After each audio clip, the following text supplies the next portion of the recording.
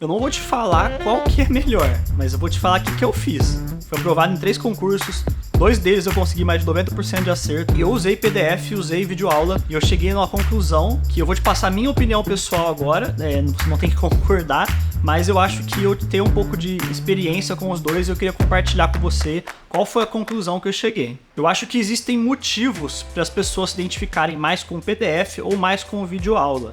Quando eu comecei a estudar para concurso, lá no começo de 2022, eu não sabia nada de nenhuma matéria, eu não era bom em nenhuma matéria. Então, para algumas matérias, foi muito difícil sequer entender o que estava sendo passado ali. RLM foi uma delas. Nunca tinha ouvido nem falar, nem sabia que existia essa matéria.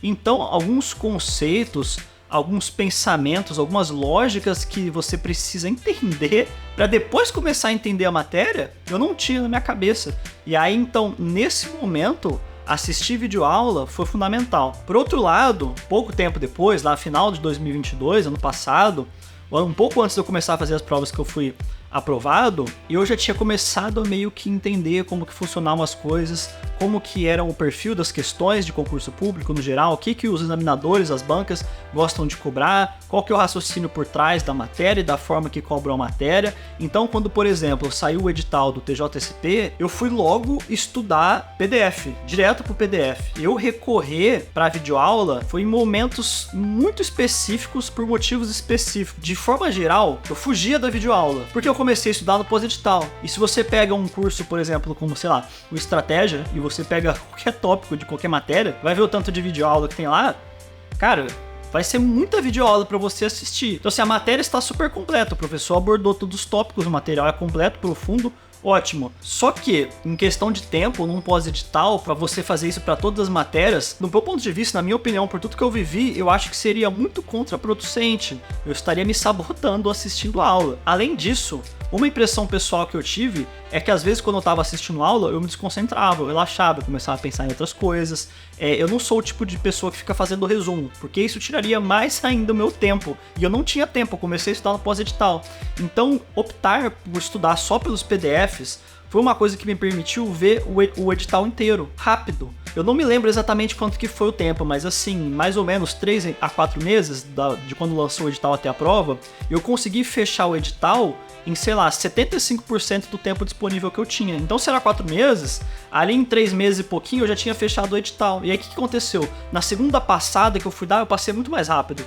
Então, tipo assim, da primeira passada de fechar o edital, a segunda e a terceira foram muito rápidos, porque eu já tinha visto tudo. E aí meio que eu só passei nos pontos problemáticos, sabe? Eu voltei, mas eu passei só nas partes que importavam mais, nas partes que eu precisava mais. E aí foi muito rápido. E o fato de eu não ter assistido videoaula, pra mim, na minha experiência, nas minhas aprovações, foi fundamental, porque deu tempo. Então, eu quebrava a cabeça na teoria, não entendia a teoria, não sei do que essa pessoa tá falando, o que esse professor escreveu aqui. Eu vou lá na videoaula e eu assisto a explicação para entender o que é aquilo, qual que é o sentido daquilo, qual que é a lógica daquilo. Então, mais uma vez, pessoalmente, seria muito difícil assistir videoaula de todas as matérias. Agora, eu não acho que tem que ser levantada uma discussão super complexa acerca de se você deve estudar por PDF ou por videoaula. Primeiro, porque cada um vai fazer o que for melhor para si. Segundo, que você pode fazer os dois. O importante é você não ter a sua cabeça fechada. O importante é você ter a sua cabeça aberta, você se questionar, você analisar seus resultados,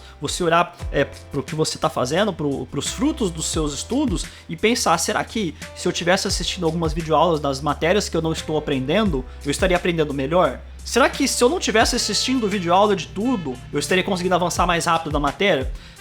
Será que revisar assistindo videoaula não é meio ruim? Porque eu não tô fazendo nada, eu tô só assistindo? Eu acho que o mais importante é você ter consciência dos possíveis problemas, das possíveis coisas que podem te atrapalhar no seu estudo e você tá, de uma forma saudável, se questionando, né? Não se questionar demais, porque aí fica ruim também. Mas você se questionar de uma forma saudável, mas sempre embasado nos seus resultados. É por isso que eu sempre falo aqui também sobre medir resultado. Você precisa medir seu resultado, porque se o resultado não tá bom, você precisa pensar o que eu posso fazer nisso aqui para mudar esse resultado, para melhorar esse resultado.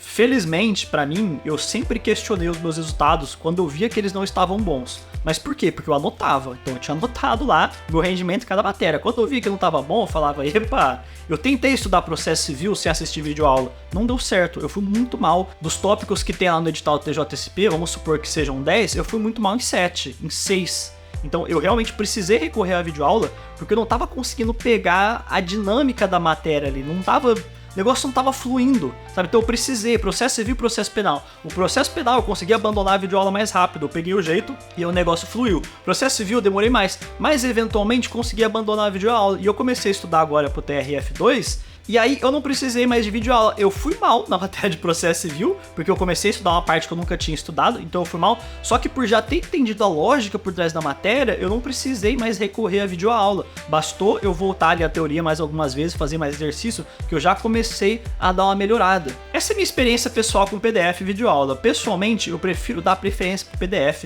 tanto por questão de tempo quanto por nível de atenção que eu consigo manter a hora que eu estou lendo o PDF, e aí eu recorro às aulas só quando eu realmente não consigo entender a matéria. Mas eu quero saber qual que é a sua experiência. Você prefere PDF ou videoaula? Vamos fazer essa troca aqui nos comentários, comenta aí, vamos conversar com outras pessoas também, pra gente saber quais são as experiências das outras pessoas. Se você estudou para concurso e não é inscrito, não deixe de se inscrever. Muito obrigado por ter ficado comigo até aqui e um forte abraço.